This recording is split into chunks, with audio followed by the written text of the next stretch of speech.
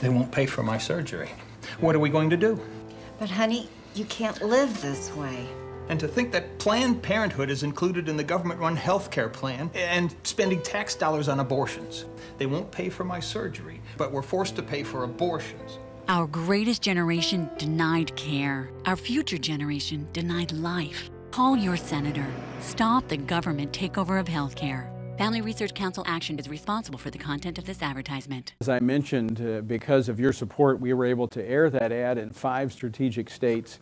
And it created a little bit of a stir. The executive director for Catholics United, a pro-abortion Catholic group, said, quote, "The action of the Family Research Council and the Stop the Abortion Mandate campaign pose perhaps the single greatest threat to the passage of health care reform. We urge them to do the right thing and suspend these efforts immediately." Concerns even today in the New York Times.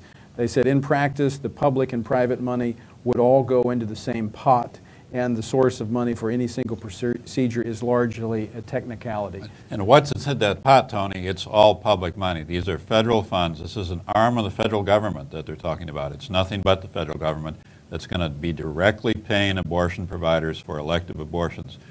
Yeah, I make the point, people talk about health care reform and how we need it, and I make the point, we don't need health care reform. We need government reform. And they even want to start this new health care plan by taking what they call waste and fraud out of Medicare. If there's that much fraud in one government program, why would they create another one? It doesn't make sense right now, Tony. Doctors have reported, according to our surveys, doctors and their staff spend 25% of their time on Medicare compliance. That's not treating patients, that's compliance alone. So do we really expect that further government interference is going to make that better or worse? Cass Sunstein, who's probably going to become the president's rationing czar, has talked about the life of a younger person being worth more than the life of an older person. So there's real downside to this program if you are fragile, frail, elderly, or chronically ill. But this health bill actually bypasses the Hyde Amendment, so it's a very clever approach. The funding actually for the public option would not go through the bill that actually, the provision that covers the Hyde Amendment stops funding. It would go to the public option. Then the government would turn around and basically pay checks to abortionists for abortion services. Thank you for joining us tonight. Before we let you go, just one word to those that showed up to town hall meetings, have made the phone calls, written the letters.